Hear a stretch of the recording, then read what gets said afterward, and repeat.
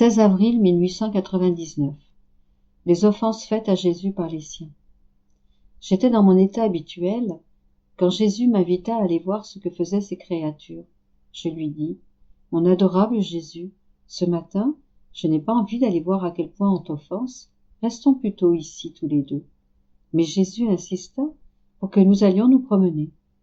Voulant lui faire plaisir, j'ai dit, « Si tu veux sortir, allons dans des églises, car là, on t'offense moins. » Nous nous sommes donc rendus dans une église.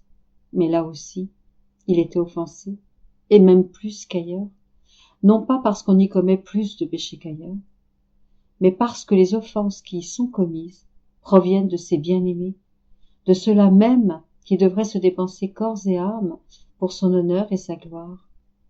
Voilà pourquoi ces offenses blessent si profondément son cœur. J'ai vu des âmes dévotes qui, à cause de préoccupations futiles, ne s'étaient pas bien préparées à la communion. Au lieu de penser à Jésus, leur esprit était occupé par des vétilles. Ah, comme Jésus a pitié de ces âmes, qui s'apitoient sur elles-mêmes. Elles fixent leur attention sur des bagatelles, sans le moindre regard pour Jésus. Jésus me dit, « Ma fille, vois comme ces âmes m'empêchent de déverser mes grâces en elles. Je ne m'arrête pas aux bagatelles, mais à l'amour avec lequel on vient à moi. Au lieu de se préoccuper des choses de l'amour, ces âmes s'attachent à des fétus de paille. L'amour peut détruire la paille, mais même abondante, la paille ne peut augmenter l'amour, le moindrement. C'est même le contraire. La paille des préoccupations personnelles amoindrit l'amour. Le pire pour ces âmes, c'est qu'elles deviennent perturbées et perdent beaucoup de temps. Elles aiment passer des heures à parler avec leur confesseur de toutes ces vétilles, mais ne prennent jamais de courageuses résolutions pour surmonter ces futilités. Et que devrais-je dire, ô ma fille, au sujet de certains prêtres? On peut dire qu'ils agissent de façon quasi satanique, en devenant des idoles pour les âmes qu'ils dirigent. Oh oui, ce sont surtout ces fils qui transpercent mon cœur, car si les autres m'offensent davantage, ils offensent les membres de mon corps, tandis que ceux-là m'offensent là où je suis le plus sensible, c'est-à-dire au plus profond de mon cœur. Comment décrire les tourments de Jésus? En disant ces mots, il pleurait amèrement. J'ai fait de mon mieux pour le consoler, puis ensemble, nous sommes revenus à mon lit.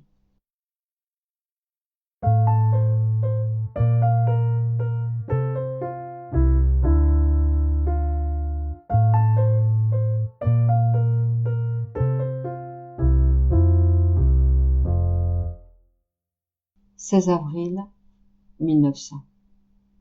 Après plusieurs jours amers de privations et de réprimandes de la part de Jésus béni, pour mes ingratitudes et mes résistances à sa volonté et à sa grâce, ce matin il m'a dit, « Ma fille, le passeport pour entrer dans la béatitude que l'âme peut posséder sur cette terre doit être paraphé de 3 signatures, la résignation, l'humilité et l'obéissance.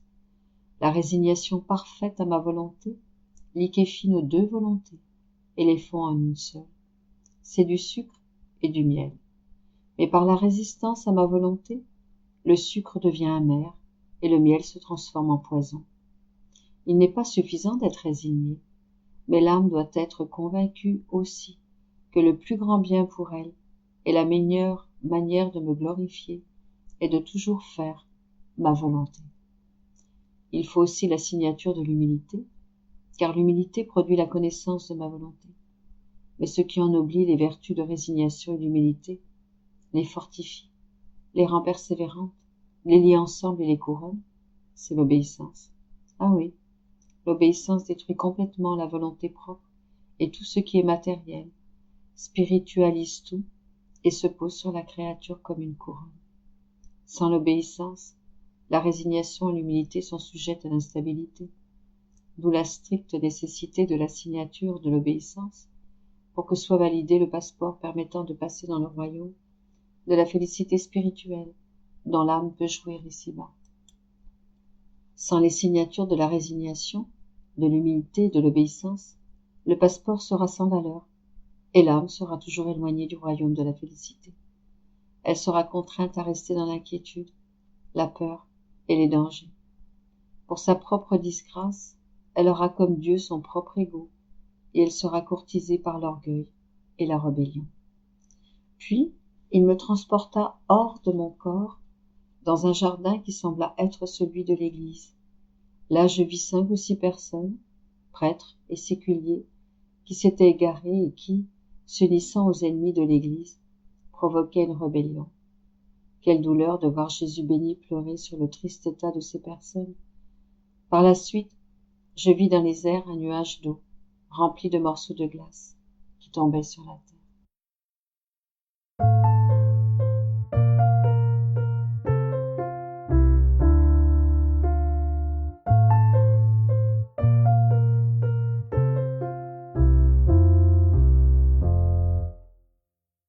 16 avril 1902.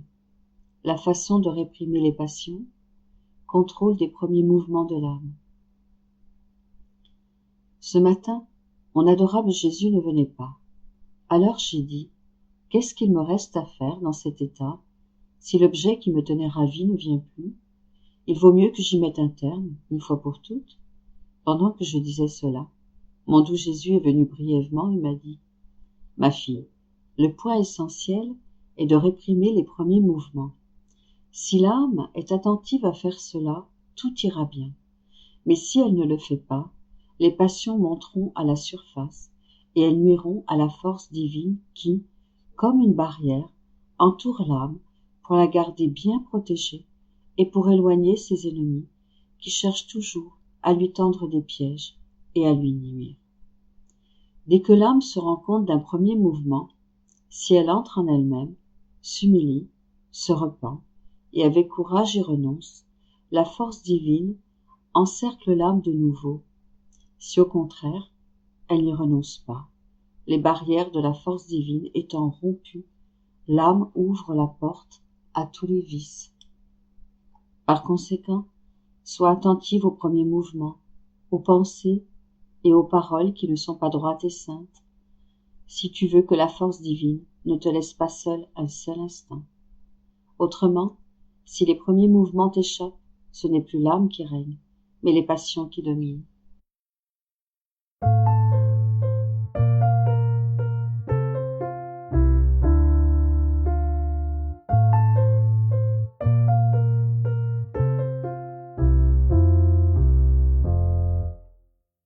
« 16 avril 1904.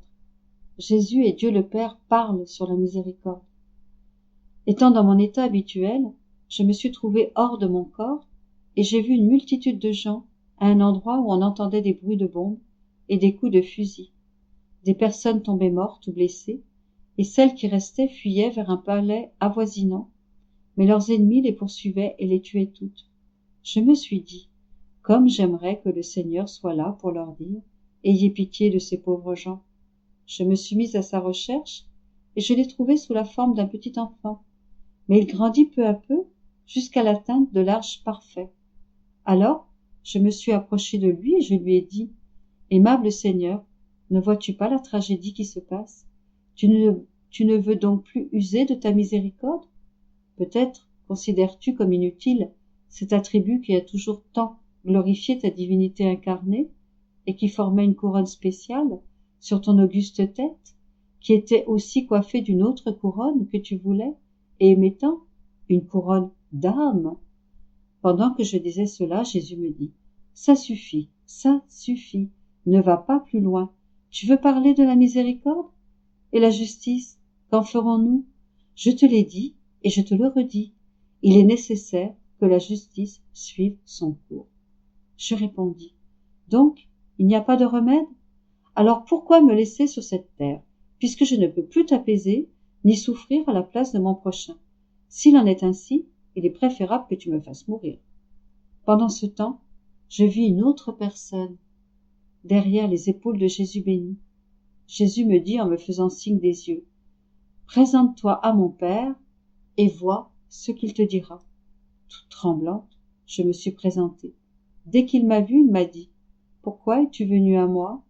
Je répondis, « Bonté adorable, miséricorde infinie, en sachant que tu es la miséricorde même, je suis venu pour te demander la miséricorde pour tes propres images, la miséricorde pour les œuvres que tu as créées, la miséricorde pour tes créatures. Dieu le Père me répondit, donc, c'est la miséricorde que tu veux. Mais si tu veux la vraie miséricorde, c'est après que la justice se sera déversée que la miséricorde produira des fruits grands et abondants. Ne sachant quoi répondre, je dis, Père infiniment saint, quand les serviteurs et les gens dans le besoin se présentent devant leur maître ou devant des gens riches, si ceux-ci sont bons, même s'ils ne donnent pas tout ce qui est nécessaire, ils donnent toujours quelque chose. Et moi, qui ai fait le bon geste de me présenter devant toi, le maître absolu, la richesse sans limite, la bonté infinie, ne vas-tu pas donner à cette pauvresse que je suis quelque chose de ce qu'elle t'a demandé? Le maître n'est-il pas plus honoré et plus content quand il donne plutôt que quand il refuse ce qui est nécessaire à ses serviteurs? Après un moment de silence, le père dit, par amour pour toi, je ferai 5 au lieu de 10. Ayant dit cela, le père et le fils disparurent. Alors, en beaucoup de lieux sur la terre, surtout en Europe, je vis se multiplier les guerres civiles et les révolutions.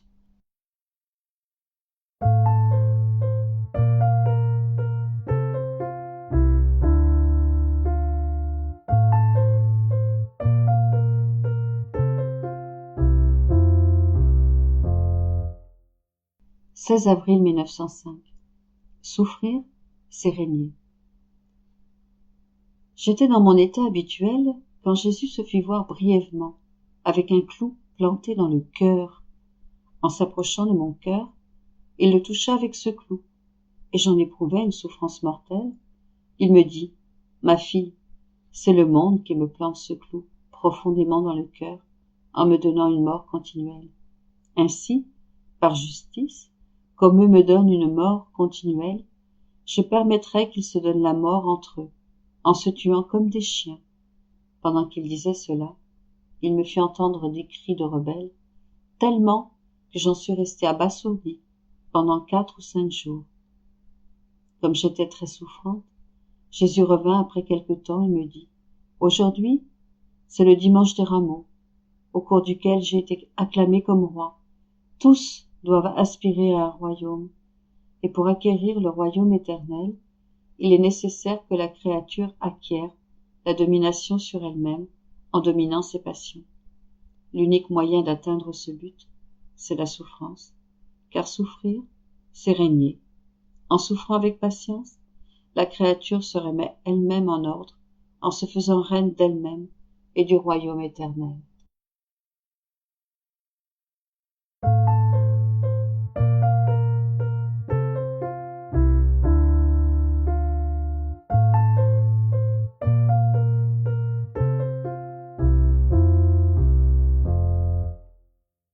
« 16 avril 1918. Les souffrances permettent de trouver Jésus. Poursuivant dans mon état habituel, je ressentais mon pauvre cœur oppressé et en grande souffrance. Je ne dis pas ceci pour me plaindre. Mon toujours aimable Jésus vint et me dit, « Ma fille, j'envoie des souffrances aux créatures pour qu'elles me trouvent à travers elles. Je suis comme enveloppée par ces souffrances. Et si l'âme souffre avec patience et amour, elle brise l'enveloppe qui me recouvre et me trouve. Autrement, je demeure cachée dans ces souffrances. L'âme ne me découvre pas et je ne puis me manifester à elle. » Il ajouta, « Je ressens un désir irrésistible de me répandre dans les créatures. Je voudrais déposer en elles ma beauté pour les rendre toutes très belles. Mais par le péché, elles rejettent ma divine beauté et se couvrent de laideur. Je voudrais les combler de mon amour, mais, aimant ce qui n'est pas de moi, elles tremblent de froid et rejettent cet amour. J'aimerais leur communiquer tout de moi, pour les couvrir de mes qualités, mais elles me rejettent. Me rejetant, elles forment entre elles et moi un mur, empêchant toute communication entre le Créateur et sa créature. En dépit de tout cela, je poursuis mes efforts, espérant trouver au moins une âme qui veuille recevoir mes qualités. L'ayant trouvée, j'augmente mes grâces en elle, les multipliant par 1000. je me verse tout entier en elle pour en faire un prodige de grâce. Enlève donc cette oppression de ton cœur. Verse-toi en moi, et je me verserai en toi. Jésus te l'a dit, et cela suffit. Ne te soucie de rien, je vais m'occuper de tout.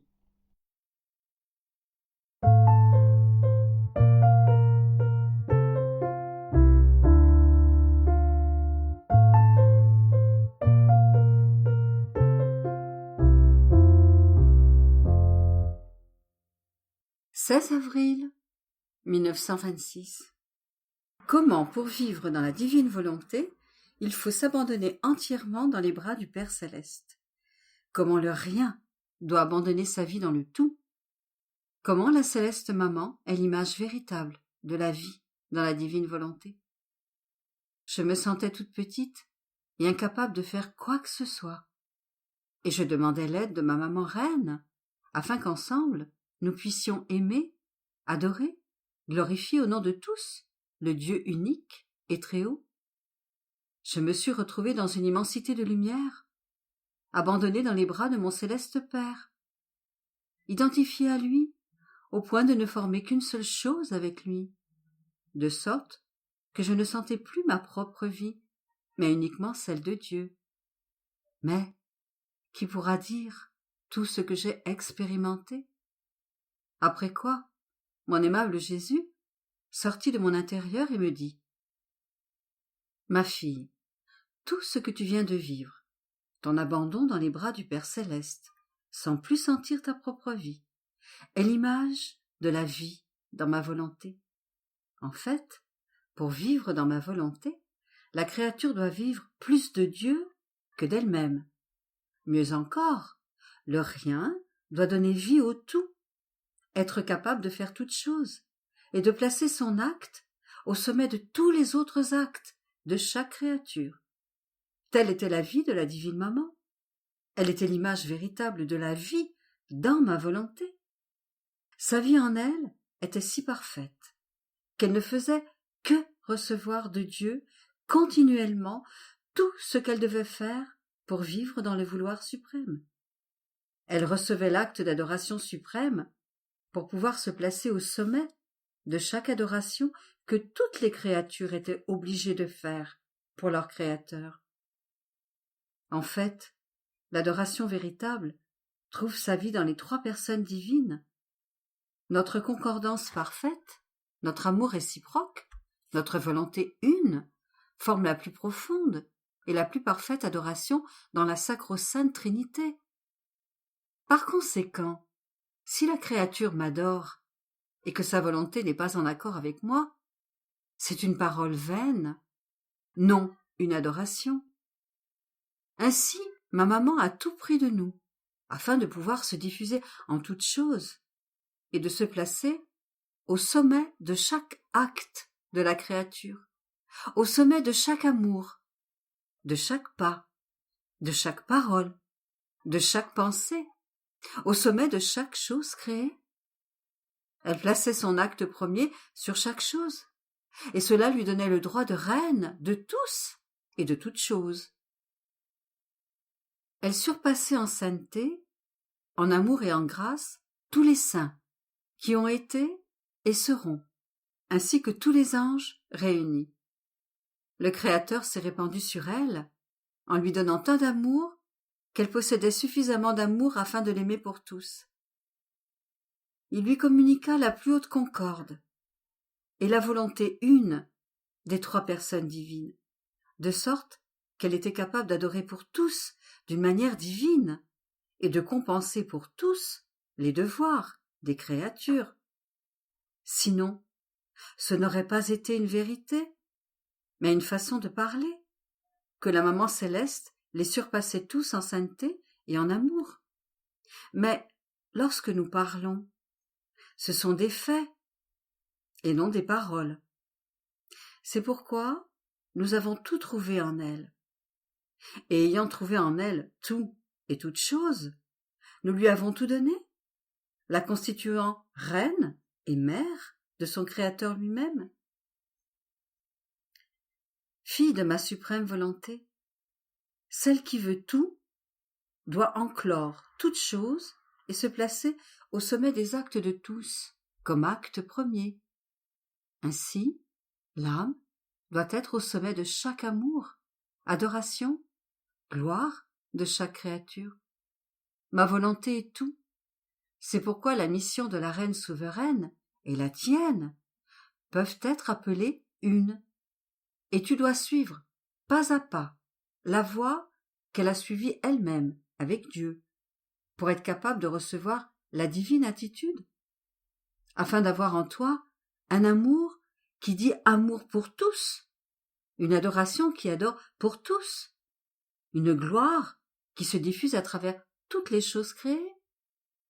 Tu dois être notre écho, l'écho de notre céleste maman, car elle seule a vécu parfaitement et pleinement dans le vouloir suprême, et peut, par conséquent, être ton guide et ton maître. Ah, si tu savais avec quel amour je t'entoure, avec quelle jalousie je veille sur toi, afin que ta vie dans ma volonté éternelle ne soit pas interrompue. Tu dois savoir que je fais plus pour toi que pour ma céleste maman, car elle n'avait pas tes besoins, ni les tendances ou les passions qui auraient pu, même légèrement, empêcher le cours de ma volonté en elle. Le Créateur pouvait avec la plus grande facilité se déverser en elle, et elle en lui. Ma volonté était toujours triomphante en elle, parce qu'elle n'avait pas besoin d'incitation ou d'admonestation. Avec toi, par contre, je dois faire plus attention.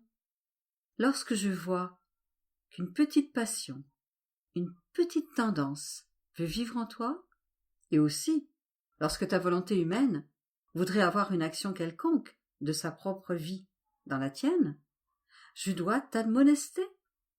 La puissance de ma volonté doit continuer à rabattre en toi tout ce qui ne lui appartient pas, et ma grâce et mon amour doivent couler dans cette lésion que la volonté humaine continuera de former, ou par des grâces anticipées, empêcher la lésion de se former dans ton âme.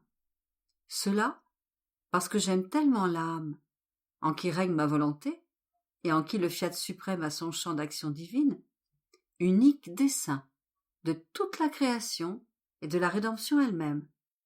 Et elle me coûte tant que je l'aime encore plus, et qu'elle me coûte davantage que toute la création, que la rédemption elle-même.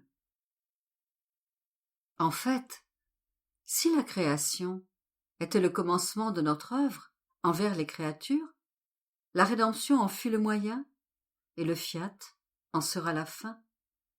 Et lorsque les œuvres sont accomplies, elles sont davantage aimées et acquièrent leur pleine valeur, jusqu'à ce qu'une œuvre soit accomplie. Il reste toujours quelque chose à faire, quelque chose sur quoi travailler et souffrir, et on ne peut calculer sa valeur réelle. Mais lorsqu'elle est achevée, il ne reste qu'à la posséder et à jouir de l'œuvre accomplie. Et sa valeur complète vient achever la gloire de celui qui l'a formée. Par conséquent, la création et la rédemption doivent être encloses dans le fiat suprême. Tu vois alors combien tu me coûtes et combien je suis attiré à t'aimer. Le fiat opérant et triomphant dans la créature est pour nous la chose la plus grande, parce que la gloire que nous avons établie et qui doit être reçue à travers la création nous est rendue, et notre dessein, nos droits, acquièrent leur plein pouvoir. C'est la raison de toutes mes attentions pour toi, et de mes manifestations, car l'amour de toute la création et de la rédemption est centralisé en toi, et je veux voir en toi le triomphe de ma volonté.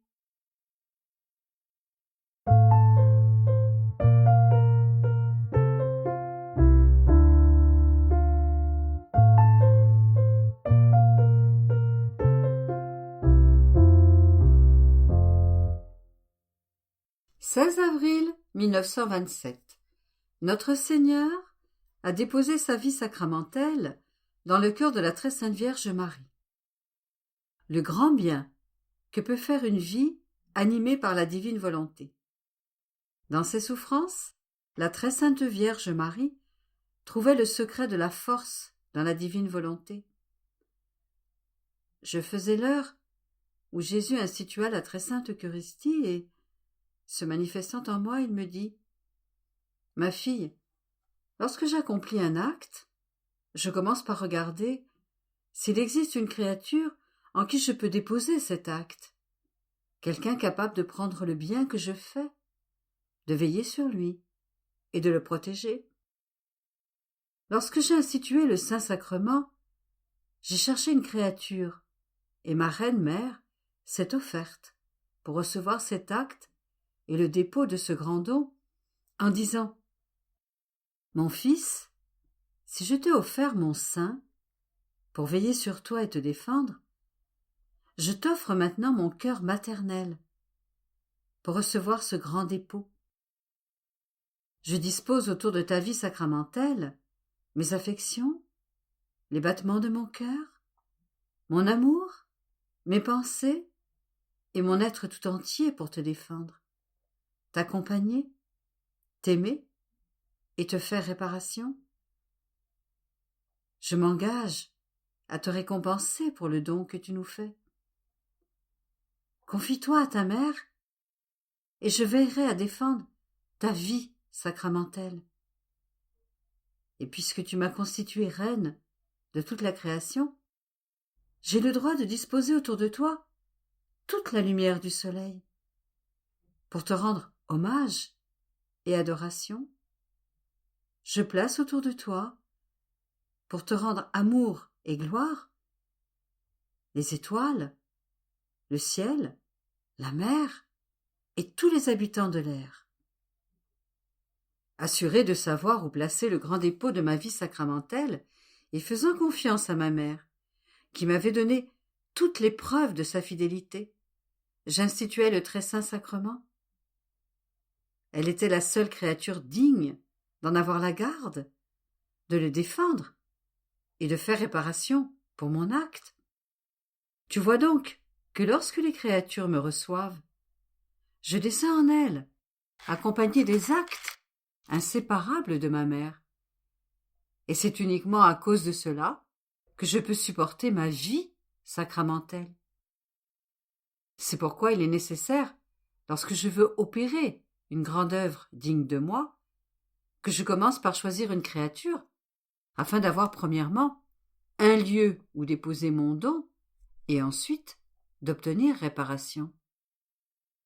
C'est la même chose dans l'ordre naturel. Si le fermier veut semer, il ne répand pas ses graines au milieu de la route. Il commence par chercher une parcelle, puis il travaille la terre, il creuse des sillons avant de semer. Et pour que sa semence soit en sécurité, il la recouvre, en attendant avec impatience la récolte, en échange de son travail et des grains qu'il a confiés à la terre. C'est ce que j'ai fait avec toi. Je t'ai choisi, préparé, puis je t'ai confié le grand don des manifestations de ma volonté. Et tout comme j'ai confié à ma mère bien-aimée le sort de ma vie sacramentelle, j'ai voulu te confier à toi aussi le sort du royaume de ma volonté. Je continuais à penser à tout ce que mon Dieu bien-aimé avait fait et souffert dans le cours de sa vie. Et il ajouta « Ma fille, ma vie fut très brève sur terre, et la plus grande partie fut cachée. Mais bien que très courte, comme une divine volonté animait mon humanité, que de bien elle a fait.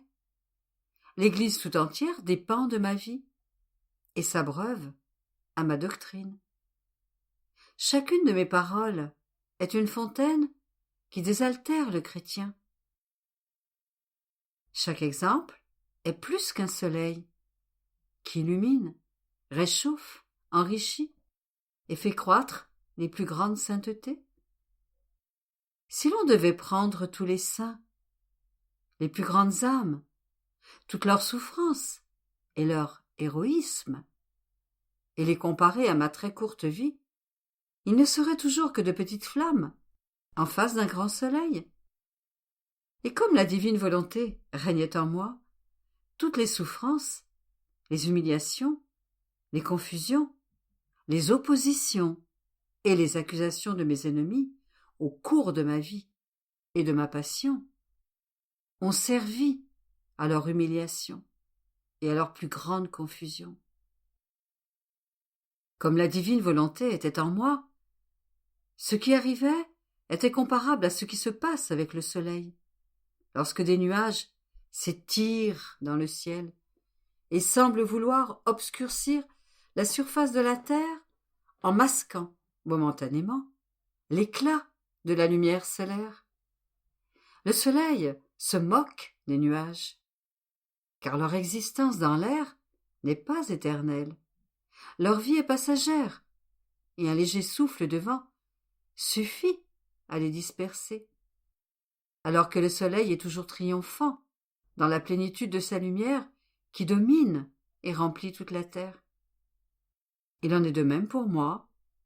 Tout ce que mes ennemis ont pu me faire, et ma mort même, c'était autant de nuages qui recouvraient mon humanité. Mais quant au soleil de ma divinité, il ne pouvait l'atteindre, et dès que le vent de la puissance de ma divine volonté a soufflé, les nuages ont été dispersés, et mieux qu'un soleil, je ressuscitais triomphalement et glorieusement, en laissant mes ennemis plus humiliés que jamais. Ma fille, dans l'âme où règne ma volonté, dans toute sa plénitude, les minutes de vie sont des siècles et des siècles de plénitude de tous les biens. Et là où elle ne règne pas, les siècles de vie contiennent à peine quelques minutes de bien.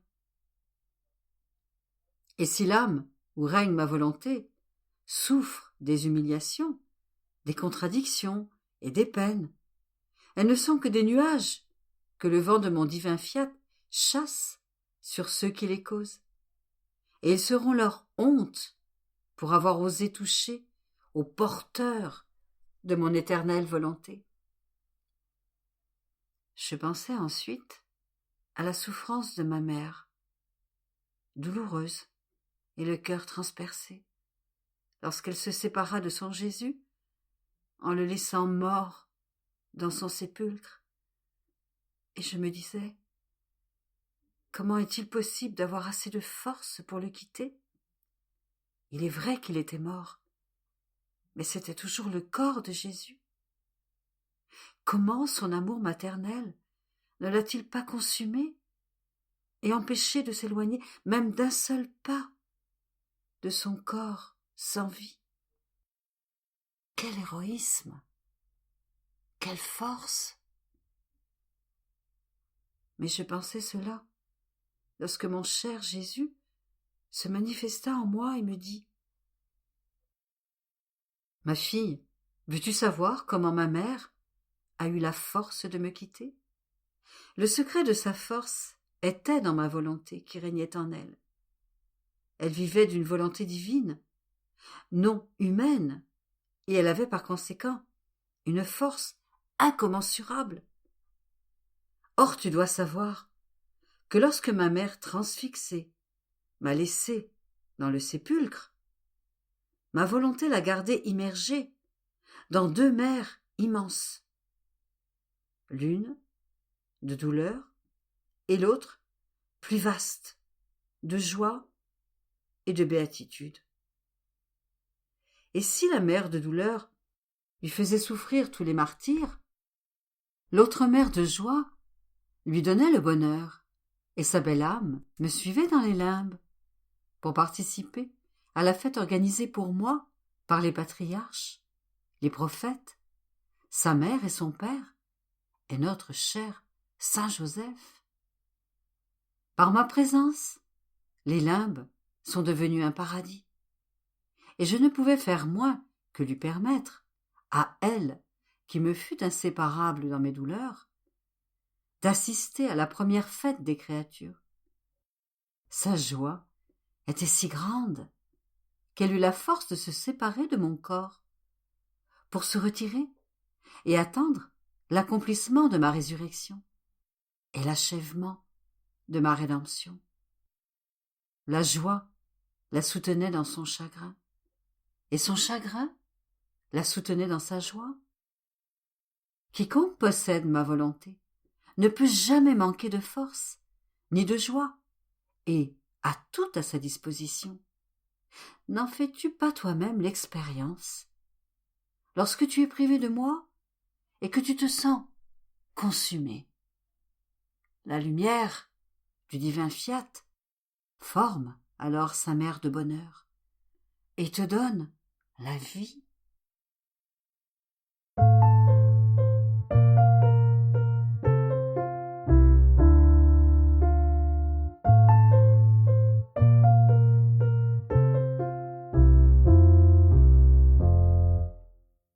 « 16 avril 1928. La volonté humaine est symbolisée par une semence gâtée. Comment la divine volonté possède la vertu de restaurer la vie originelle de cette semence, écho divin parmi les créatures. Je réfléchissais à la divine volonté et 1000 pensées me trottaient dans la tête. Comment son royaume peut-il venir? Comment les créatures seront-elles capables de recevoir un bien si grand et de s'élever aussi haut pour entrer dans ce fiat d'où est sortie la création? Mais je pensais à tout cela lorsque mon bien-aimé Jésus se manifesta en moi et me dit « Ma fille, ma volonté possède la vertu de purifier, nettoyer, embellir et changer la nature elle-même. La volonté humaine est comme une semence gâtée en dedans, alors qu'elle semble bonne à l'extérieur. Le vêtement qui la recouvre semble en bon état, mais si on le retire, on s'aperçoit que telle semence est à moitié pourrie et telle autre vide. D'autres encore, qui possèdent la vie, ne l'exposent pas au soleil et au vent, et elle finit par pourrir. Par contre, si elle est exposée au soleil et au vent, la lumière, la chaleur et le vent détacheront la partie gâtée, purifieront la semence et lui donneront une vie nouvelle. Telle est la volonté humaine. Une semence gâtée, pleine de fumée et de pourriture, à moitié putréfiée. Cependant, toutes les semences ne sont pas complètement mortes. Certaines ont encore un filet de vie. Et si celles-là sont exposées au soleil de ma divine volonté, sa lumière, sa chaleur et son vent, pénétrant, investiront la semence de la volonté humaine. Et la lumière et la chaleur nettoieront la semence en retirant ce qui est gâté. Ils la rempliront de vie, et le vent dominant de mon fiat jouera avec elle, l'élevant jusqu'à l'enclore dans ce fiat d'où il est sorti. Et avec sa vertu, il changera la nature de la semence, en lui rendant sa vie originelle. Il lui suffit pour cela de s'exposer au soleil de ma volonté et aux rayons brûlants et éclatants de ses connaissances, de se laisser investir, caresser par sa lumière, réchauffé par sa chaleur, transporté par la force de son vent, afin que le royaume de ma volonté puisse venir sur terre. Ces prérogatives sont aussi celles de l'ordre naturel. Si l'air que l'on respire est lourd et oppressant, un souffle de vent suffit pour vider l'air de ce poids et nous permettre de respirer un air pur.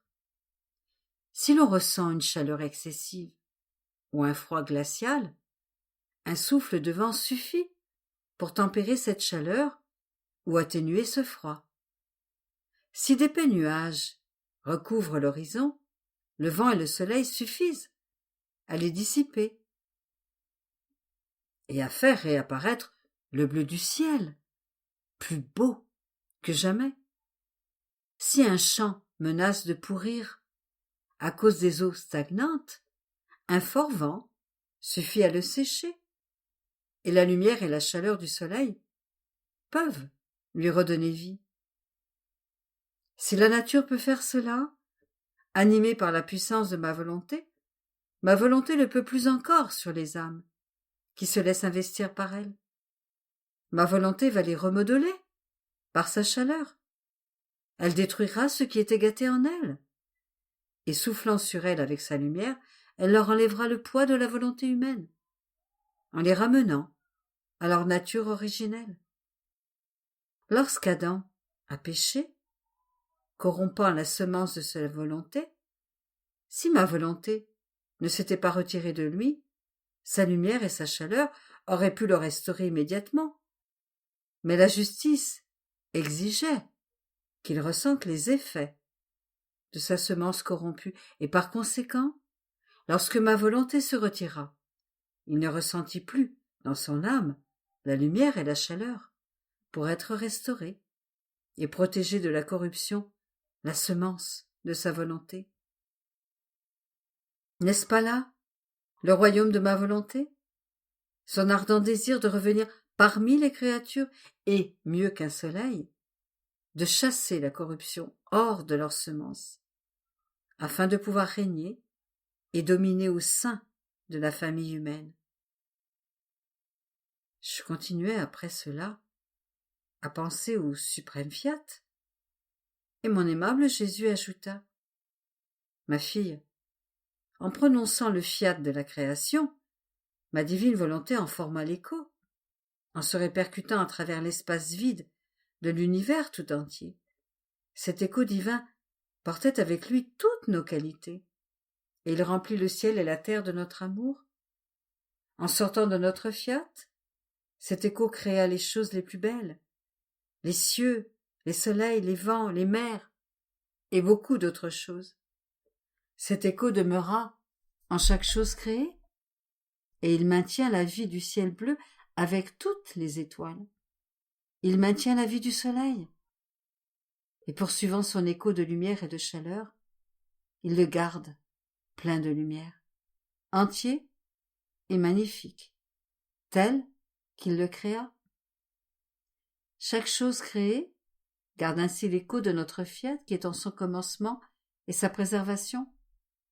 C'est pourquoi elle préserve l'ordre, la puissance, l'harmonie et la magnificence de nos œuvres.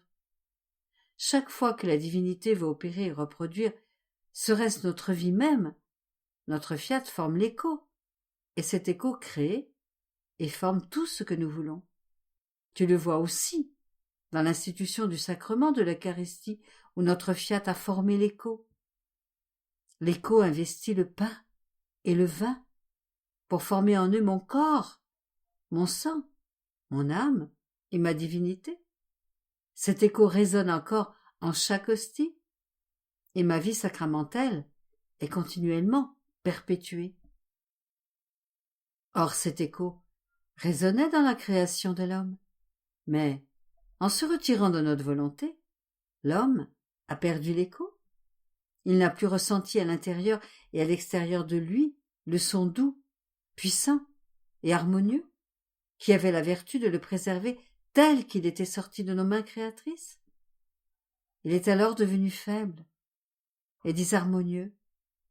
Pauvre homme, sans l'écho de notre fiat qui lui avait donné la vie, il était incapable de se réordonner. Il ne sentait plus en lui l'écho de la lumière de son Créateur, l'écho de l'amour, de l'ordre, de la puissance, de la sagesse, des douceurs et des bontés divines. Sans l'écho de notre fiat, l'homme devenait comme un enfant qui grandit sans une maman, qui n'a personne pour lui apprendre à parler et à marcher, ou comme un élève qui n'a pas de maître pour lui apprendre à lire et à écrire. Et s'il fait quelque chose par lui-même, ce sera désordonné. Tel est l'homme sans l'écho de notre fiat. Un enfant sans mère, un élève sans maître. Mais si l'âme continue à appeler ma volonté, comme commencement de tout son être, elle sentira son écho divin. Cet écho la rappellera à son commencement, et résonnant en elle, il réordonnera à nouveau. Et tout comme notre écho s'est retiré de l'homme parce qu'il s'est soustrait à notre volonté. De la même manière, alors que les âmes le reconnaissent, l'aiment et ne veulent rien d'autre que notre divin fiat, l'écho de notre volonté reviendra parmi les créatures. Le royaume de notre divin fiat est exactement cela, le retour de notre écho divin, non pas l'écho lointain qui a souvent résonné aux oreilles de l'homme lorsqu'il se retira de notre volonté, mais l'écho continuel qui résonnera dans les profondeurs des âmes et qui, en les transformant, formera en elles une vie divine pour rendre l'homme à l'ordre dans lequel il a été créé.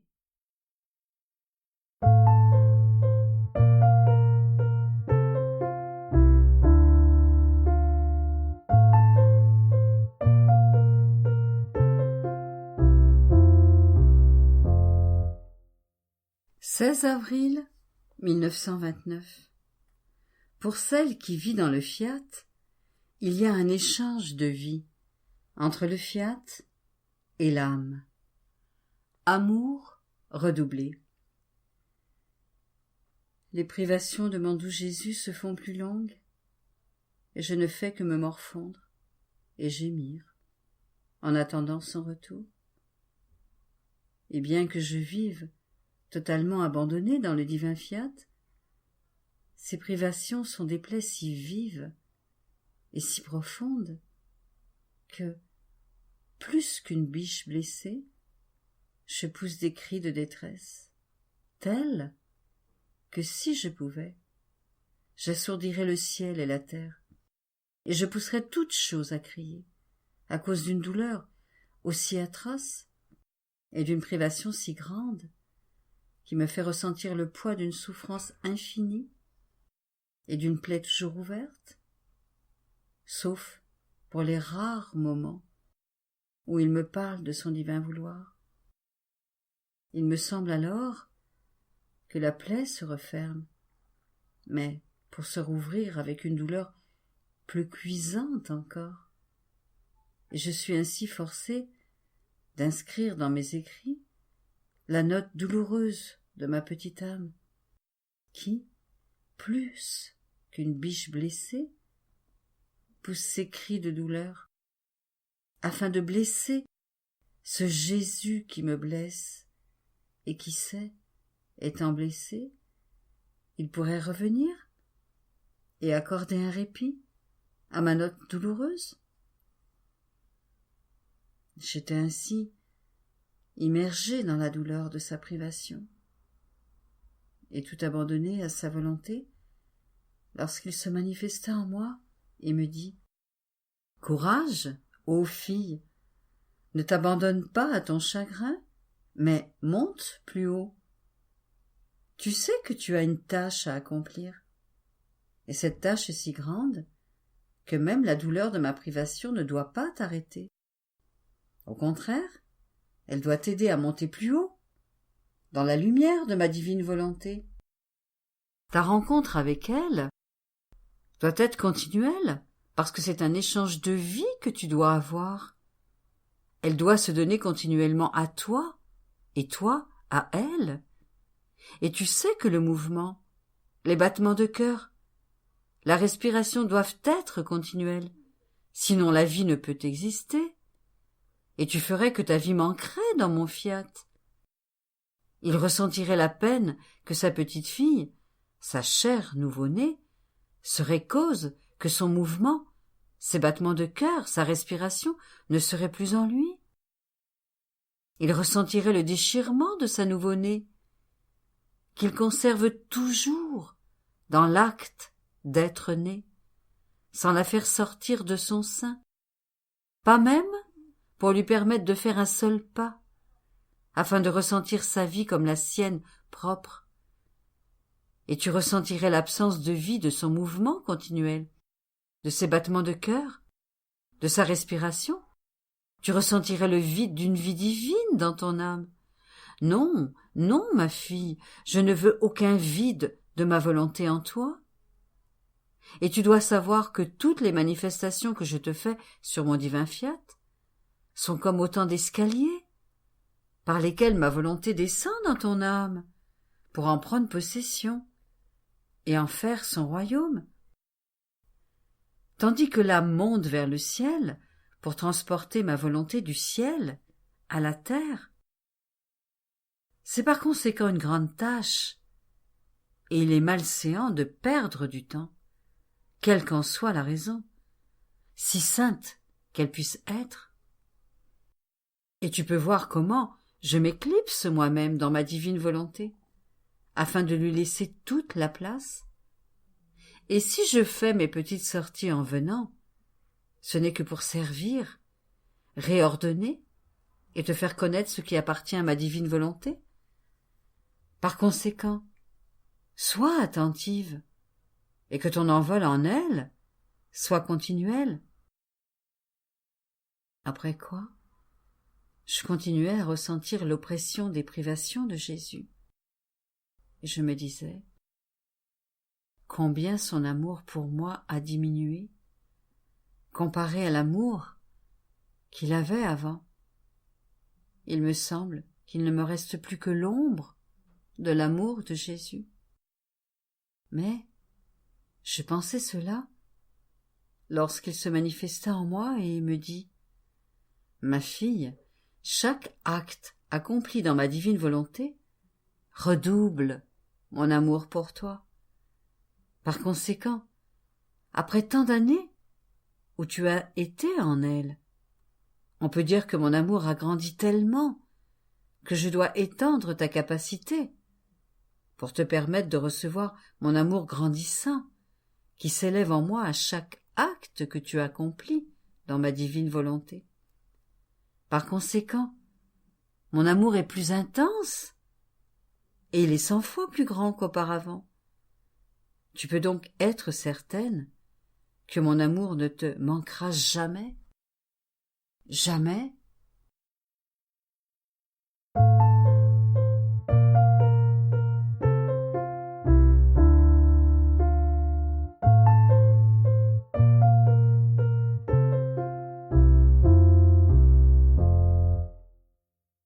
16 avril 1931.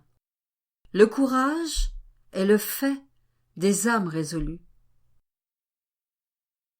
6 anges, avec Jésus à leur tête. Comment les actes accomplis dans la divine volonté sont des gages d'une valeur infinie, des liens éternels, des chaînes impossibles à briser. Ma vie continuelle, sous l'empire du fiat éternel, m'implique corps et âme, et je ressens son poids infini. Comme un atome perdu dans cette infinité, je sens ma volonté humaine broyée et presque morte sous l'empire d'une immense et éternelle divine volonté. Mon Jésus, aide-moi et donne-moi la force dans l'état douloureux où je suis. Mon pauvre cœur saigne et cherche un refuge au milieu de tant de souffrances. Et toi seul, mon Jésus, peux m'aider?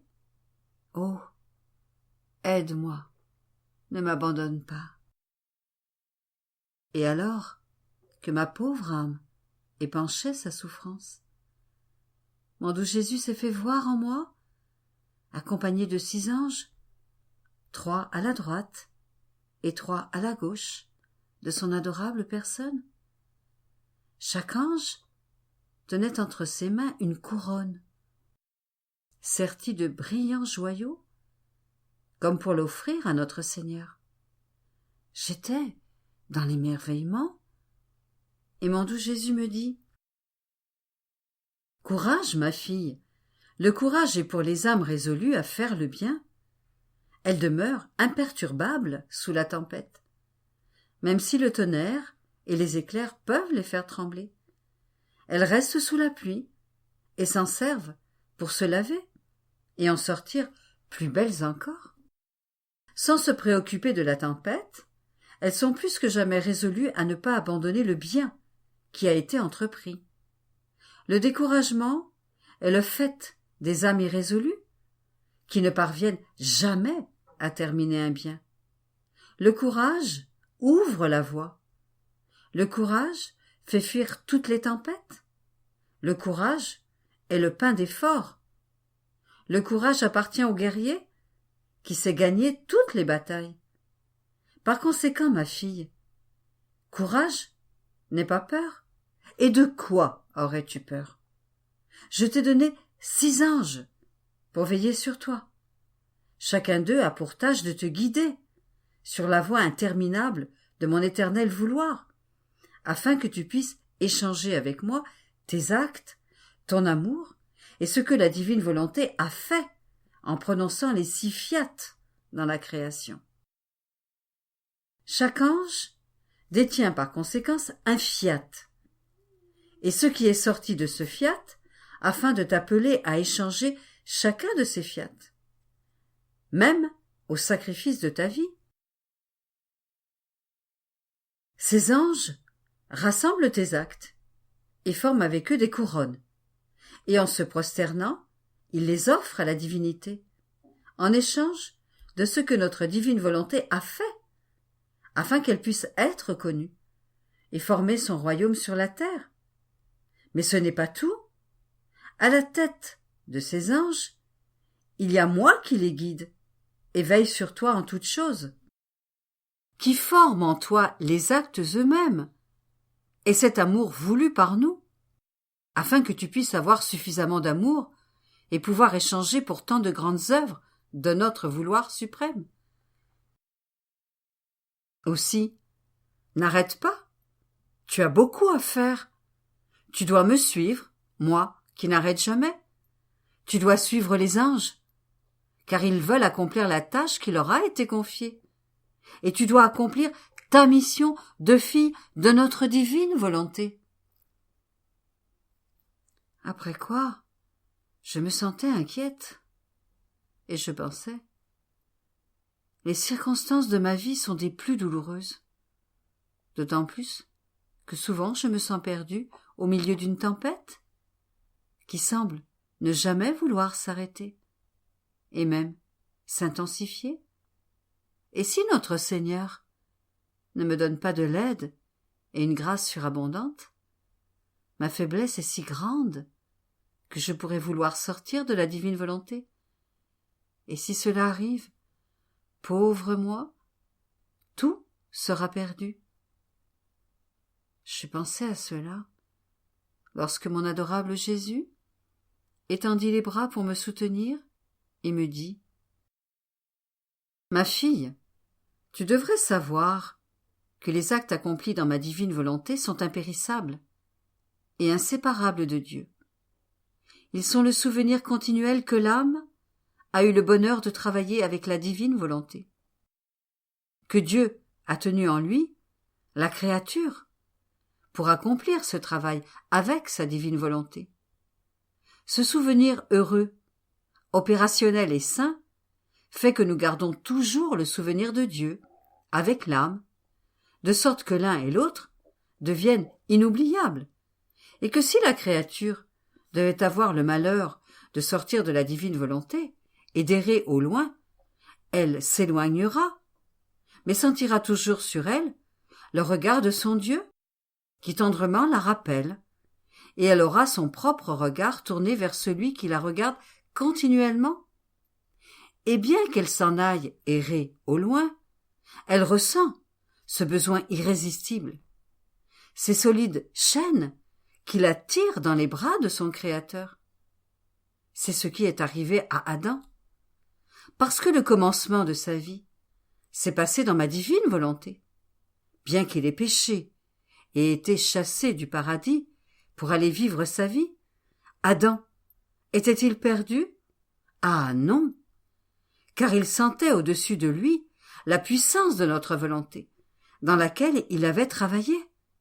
Il percevait l'œil qui le surveillait et invitait le sien à nous regarder, et il gardait le cher souvenir des premiers actes de sa vie dans notre volonté. Tu ne peux imaginer ce qu'est le travail dans notre volonté, et tout le bien qu'il représente.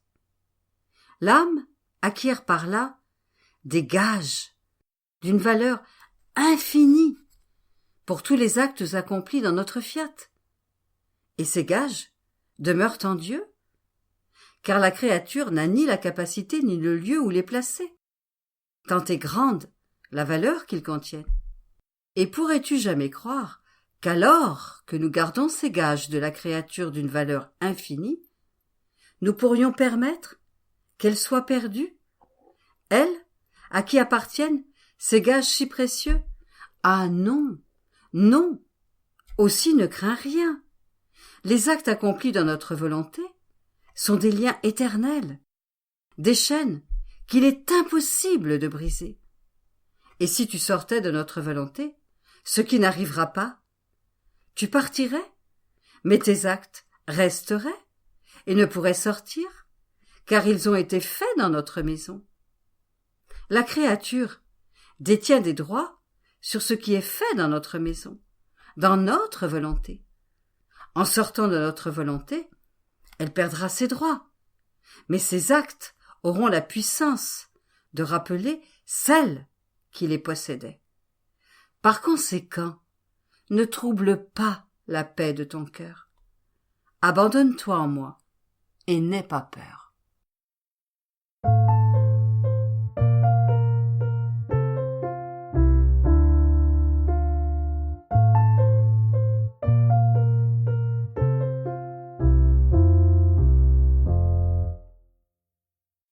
16 avril 1933.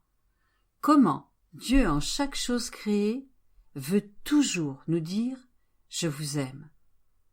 Comment Jésus a toujours placé dans tous les actes de sa vie l'amour, les conquêtes, les triomphes.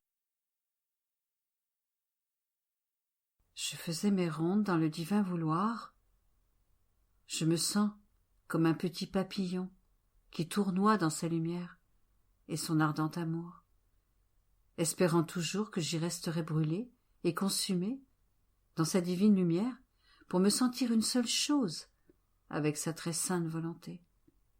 Et comme je pars du premier point de la création, je trouve toujours de nouvelles surprises d'amour qui me laissent ébahie et montrer ô Jésus, afin de me faire mieux comprendre, me dit « Ma fille, puisque tu aimes ton séjour dans les actes de notre être suprême dans la création, je me sens ravie et contraint par mon amour de te raconter l'histoire d'amour que nous avons eue dans la création et tout ce que nous avons fait par pur amour pour les créatures. Car venir dans nos actes, c'est comme entrer dans notre maison, et ne rien dire de tous ces actes serait comme te renvoyer à jeun, ce que notre amour ne sait pas et ne veut pas faire.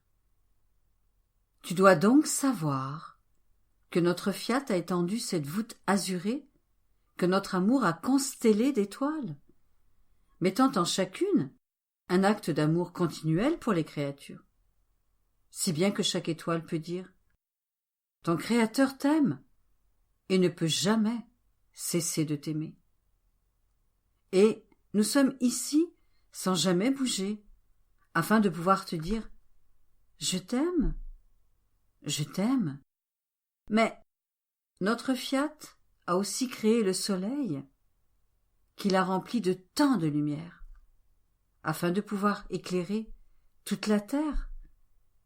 Et notre amour, en compétition avec le soleil, l'a rempli d'effets innombrables, effets de douceur, variété de beauté, de couleurs, de goût, et seule la terre, parce qu'elle est touchée par cette lumière, reçoit ces admirables effets de vie. Il redit son admirable et incessante petite chanson. Je t'aime avec mon amour de douceur. Je t'aime et je veux te rendre belle. Je veux t'embellir de mes divines couleurs. Et si j'embellis les plantes pour toi, je te veux plus belle encore. Sache que dans cette lumière, je descends vers toi pour te dire avec force que je t'aime et je tends l'oreille pour t'entendre me dire « Je t'aime ».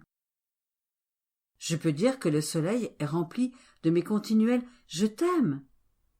Mais hélas, la créature ne m'accorde aucune pensée et ne fait pas attention à notre amour manifesté de tant de façons que cela suffirait à la noyer et à la consumer d'amour.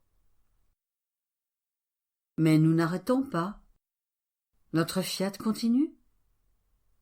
J'ai créé le vent, et notre amour le remplit de ses effets, pour que la fraîcheur, les tourbillons, le sifflement, les gémissements, les fracas du vent soient des je t'aime répétés que nous disons à la créature.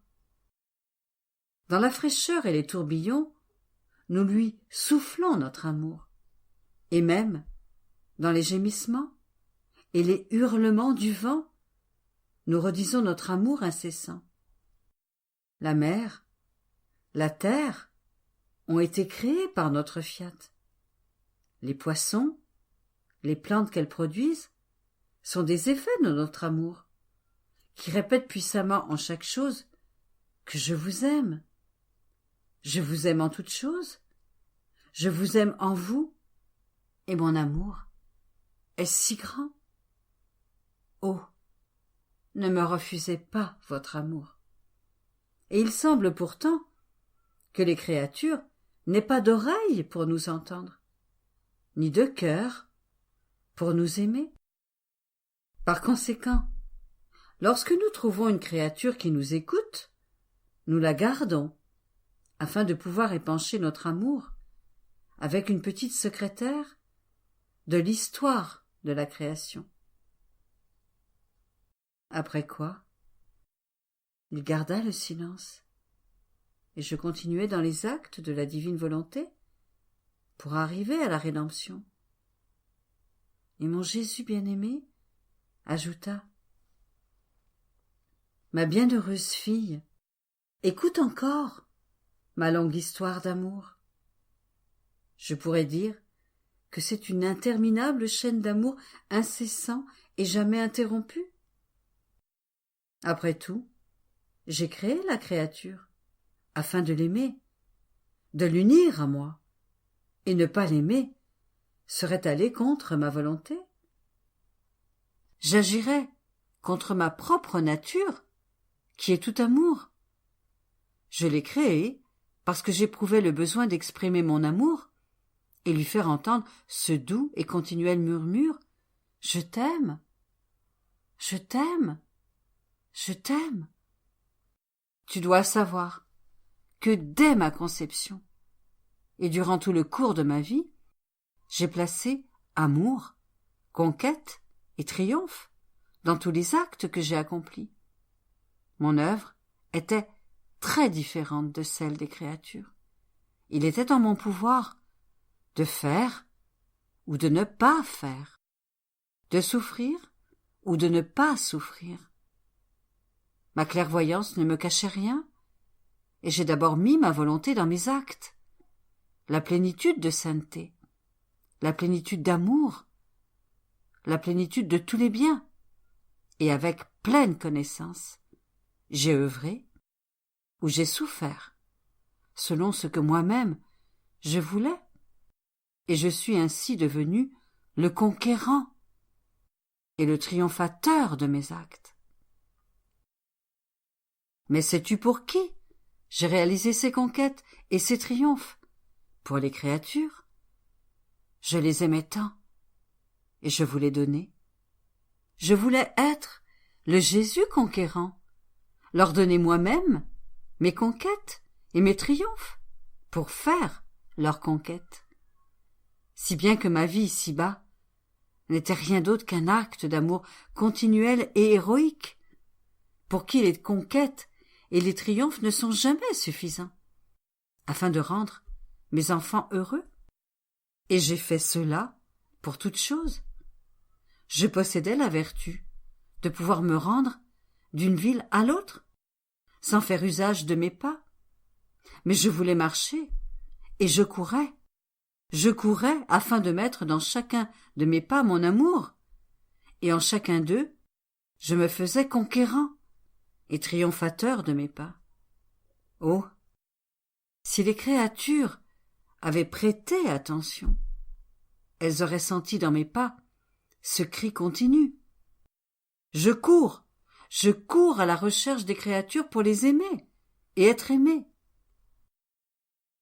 Ainsi, lorsque je travaillais avec Saint Joseph pour nous procurer les nécessités de la vie, c'est l'amour qui courait.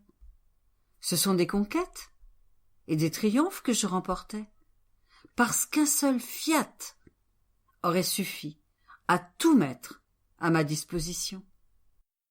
Et voyant que je me servais de mes mains pour un petit profit, les cieux en étaient stupéfaits, les anges demeuraient ravis et muets de me voir m'abaisser aux plus humbles actions de la vie. Mais mon amour y trouvait son épanchement.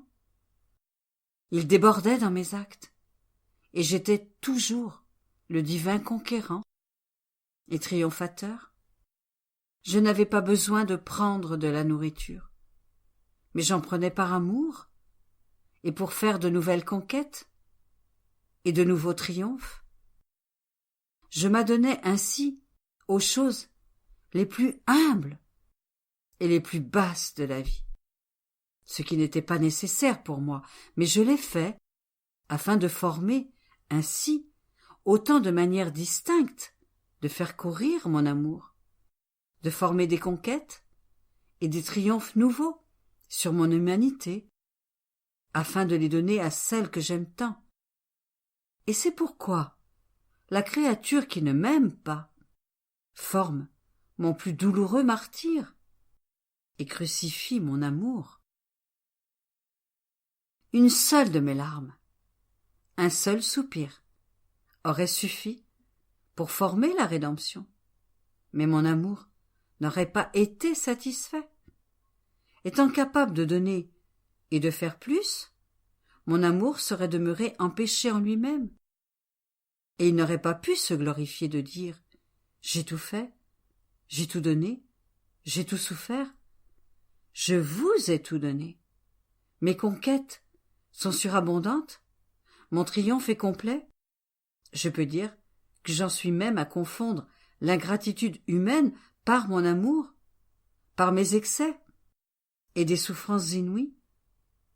C'est pourquoi j'ai mis moi-même en chaque souffrance l'intensité de la plus amère et de la plus intense douleur, les plus humiliantes confusions, la plus cruelle barbarie, et après avoir chargé pour moi ces souffrances des plus douloureux effets, tels que seul un homme Dieu pourrait endurer, je me suis présenté pour en souffrir.